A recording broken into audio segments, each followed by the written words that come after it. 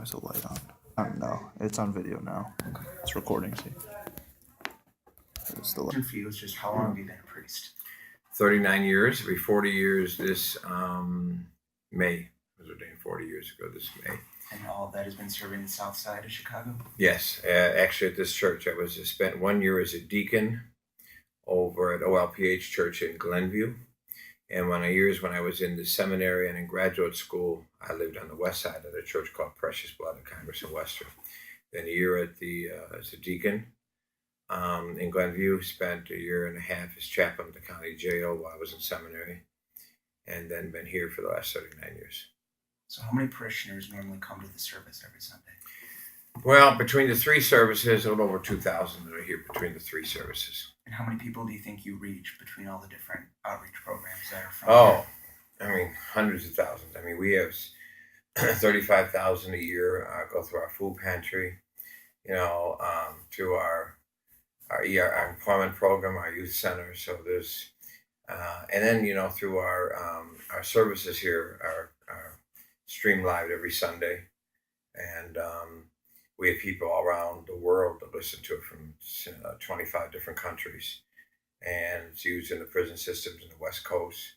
So, it's a lot of folks through our programs here in terms of hands-on ministry, and then through the internet, I mean, another whole thousands of people. So do you feel like having a church like this where it's a safe place to go, that helps keep kids and teens away from violence and joining gangs? I think the church has to be. I mean, that's why we started our whole Peacemaker program here. The purpose of that program was to reach out to brothers on the street and love them, respect them, give them options. 95% of the brothers on the street just ask for an option. Give me a job. Give me some things to do. Give me an education. So we've had a couple hundred go through our GED classes. This summer, we hired over 1,000 young people for the summer program. We hired 4 guys from gangs that work for us full time in peacemaking in the street. So there's a lot of programs that we've offered, and we've seen the violence in this community drop 85%. So do you feel that by reaching out to those people that otherwise might be forgotten about, that's why? Yeah, well, they feel forgotten. They have been forgotten. They've been thrown away by society. They've been demonized as just gang members and just thrown to the side. And we're saying, these are our brothers, these are our sons, these are our family. That nobody gets thrown away. When we go down to Lower Wacker and care for the people there throughout the year, our job is to reach out and care for it. The gospel calls us, whether you're Jewish and reading the Torah, whether you're Muslim and reading the Quran, or whether you're a Christian reading the Bible, all the holy books call the same thing: to care for the least. Do you feel that racial inequality might play a part in why the south side of Chicago has struggled so much with violence and gangs? Might have, absolutely. Racism is in the DNA of America. There's no question about it. Until we have the courage to face racism head on and unravel it and eradicate it, we're going to continue to see unemployment. We're going to continue to see bad schools. We're going to continue to see violence. We're going to continue to see racial profiling and a broken justice system. Yeah, we've got to deal with race in America. So do you feel that the city of Chicago, that might be a reason why they treat the south side differently by closing a lot of the schools? Well, I think that Chicago and I think the state of Illinois and I think the federal government are all reflection of the way America thinks. It's the haves and the have-nots, the 1% and the 99%. So you feel it's not just the government, it's just the whole country as a whole that we need to change? Yeah, it's America. We got to dismantle this racial divide in America. It's in corporate, it's in government, it's in church. It's everywhere. And until we have the courage to dismantle it, it continues to be the MO of American life.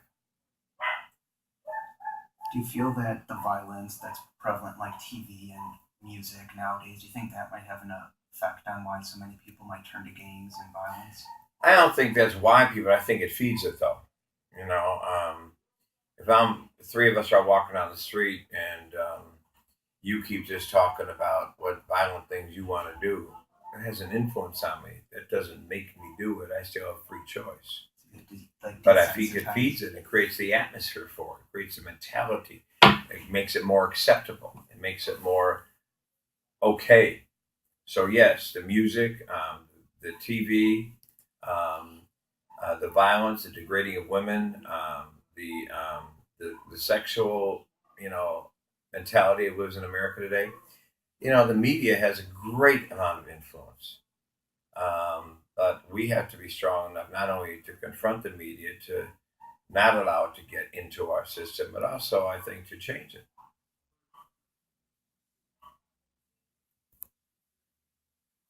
Do you feel like that African Americans in the city of Chicago are given the same opportunities to succeed as people who No, aren't African American? no, no. If American unemployment is 5.9%, and unemployment in this area is 34%, tell me they have the same chance? No. No. If some of the poorest schools in this city, as around in every major city in the country, are in the neighborhoods where there's the most violence, you create the perfect storm. No options, no economic development, poor schools, high unemployment, and we're surprised there's violence in those areas? I'm not. So, what do you feel is one of the major things that could be done to help reduce the violence and revitalize the neighborhoods? Well, I think it's a list. It's not any one thing. There's no one single thing we can do. I think we've got to demand jobs. If American unemployment is 5.9%, that should be everywhere. Good schools should be everywhere. We know how to do good schools. We do Whitney Young. Mm-hmm. Well, every school should be Whitney Young then. And we've got to create options, economic development, resources for communities. So, if we equal the playing field and we love our young people instead of demonizing them, we'll change it. I have no question we can stop the violence. It's not if we can, it's whether we want to. So, even though there's a prevalence of violence in the neighborhood, what do you feel like would be the best way to help get guns off the street? Well, with the gun issue, it's responsibility. I've been screaming for 15 years, title a gun like a car. If I have a car and I give it to you and I don't transfer title and you're in an accident, they're going to come for me. Still my car. Well, it's the same thing with guns. So the people are going to gun shops and gun shows and buying, 15 and 20 and 50 and 100 guns and selling them on the street. Half them have 100 titles. And they sell those guns on the street and don't transfer a title. With the gun violence, it almost seems people are just because you have hunters who want to keep their guns. That's fine. But like you said, they're selling assault rifles just at a gun shop. Hunters don't use assault weapons. Yeah. My cousin hunts and he just uses a rifle, bolt action. That's all you need. Right. But they're selling all these submachine guns and stuff on the market. Why? Why are we allowing that as a country? Let me tell you something. When somebody from the NRA told me a long time ago, it's all about money. It's all about money. So as long as gun manufacturers can make money, and then they're the ones that pay the gun lobbyists, the NRA. And so you cut off that resource, what does Snoop say? Was it Snoop said all about the Benjamin? I mean, that's what it's about, man.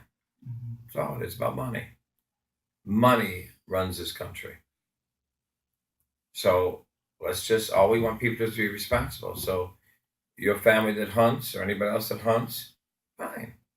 Just be responsible. Stop selling guns on the street. Make people accountable for their guns. Okay. All right? You think that's it? That's